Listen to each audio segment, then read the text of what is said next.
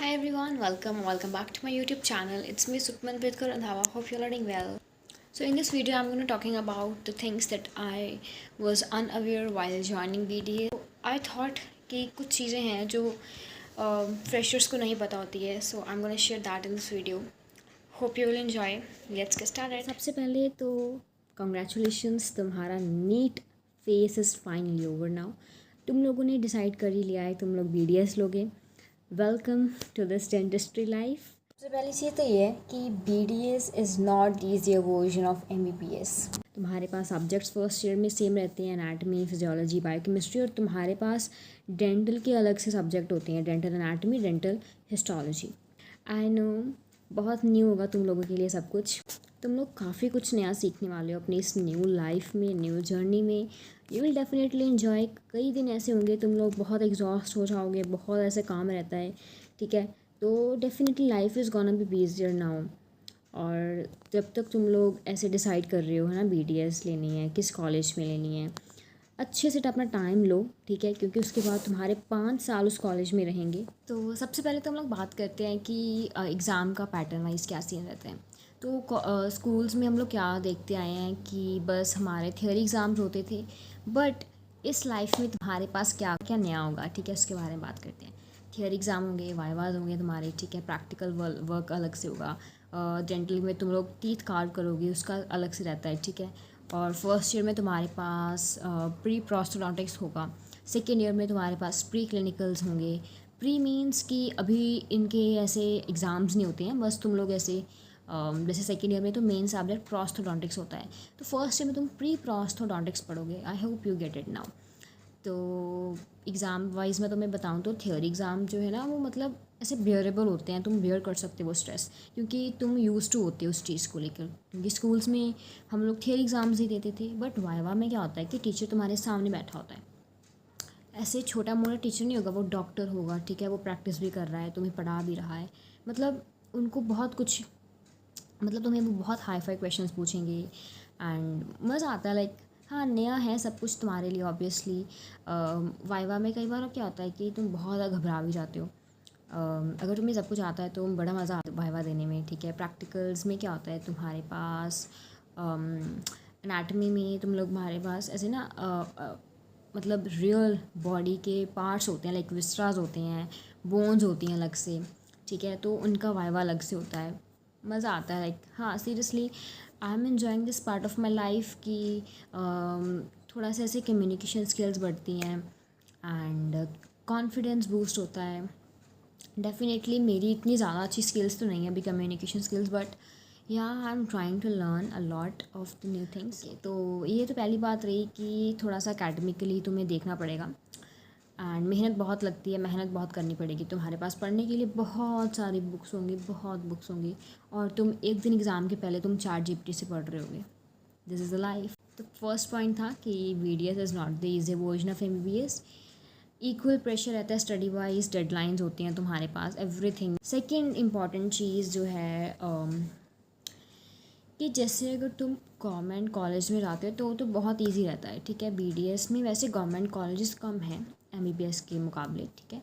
अगर तुम प्राइवेट से करोगे BDS तो वैसे ही तुम्हारी जो फ़ीस है 15 लाख तक तो नॉर्मली जाती है ना, 15 से 17 तक चली जाती है, लाइक 15 तो मानो. एंड तुम इतना ही मत सोचना कि 15 लाख ही रहेगी अमाउंट, नहीं. क्या होता है कि बहुत सारे इंस्ट्रूमेंट्स लेने पड़ते हैं BDS में, बहुत मतलब सेकेंड ईयर में सबसे ज़्यादा होता है बेसिकली, मतलब जितना हमें पता अभी तक. एंड फर्स्ट ईयर में भी मतलब होता है काफ़ी ज़्यादा ख़रीदने का सामान जो हम लोग खुद ख़रीदते हैं. एंड उसी से हम लोग प्रैक्टिस करते हैं. मोस्टली डेंटल का ही मटेरियल ख़रीदना पड़ता है. And the third thing is that कि तुम लोग यहाँ पर कॉलेज लाइफ में बहुत सारे नए लोगों से मिलोगे, बहुत नए लोग होंगे. कुछ तुम्हारी स्टेट के भी नहीं होंगे, ठीक है. तो अगर तुम मतलब ऐसे अपने फ्रेंड से नए नए बनाओगे, तुम्हें बहुत सारे नए लाइफ एक्सपीरियंसेस मिलेंगे. And knowing them will be the most enjoyable part of your life. And देखो हर एक की ऐसे मैच्योरिटी लेवल कॉलेज में अलग होगा, सभी मैच्योर होके आएंगे. अगर तुम्हारे साथ कोई मतलब बार बार एक ही चीज़ बार बार कर रहा है, लाइक स्टूडेंट है ना, तो मेक श्योर कि तुम उससे दूर हो जाओ, ठीक है। तुम्हारे अंदर लेट गो वाली चीज़ होनी चाहिए कि जाने दो, है ना, अपना क्या है भाई।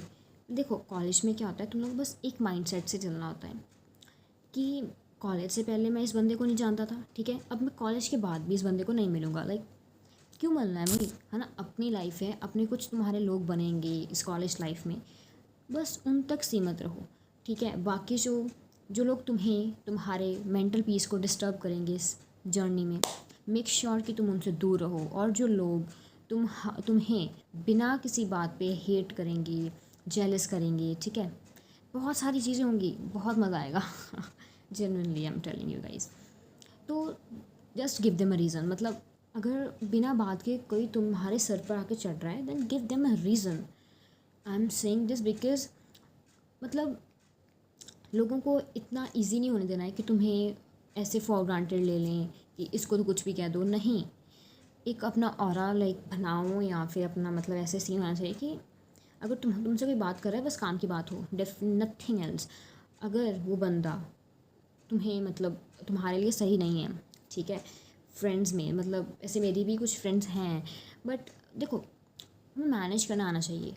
जैसे वाइवा में क्या होता है कि जैसे जो एडजेसेंट रोल नंबर्स होते हैं ना, उनसे तुम्हें बना के रखनी होगी डेफिनेटली, बिकॉज़ तुम्हें बहुत काम आएंगे। जैसे आगे बच्चा बैठा है, तुम्हारा रोलमेट है, तुम्हारी अगर उससे नहीं बनती है तो तुम क्या करोगे।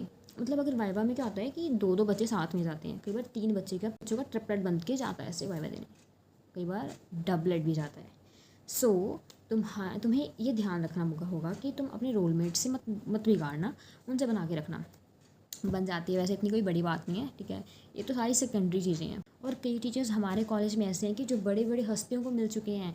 जैसे फिजियोलॉजी की बुक है AK जैन, तो हमारे एक ऐसे फिजियोलॉजी की टीचर हैं जो कि उनसे मिल चुकी हैं, ठीक है, और जिन्होंने J रिसेप्टर्स बनाए थे, अवतार सिंह पेंटल, ठीक है मैम, उनसे भी मिल चुके हैं। तो मतलब बहुत उन्होंने अचीव किया हुआ है लाइफ में, so you should respect them.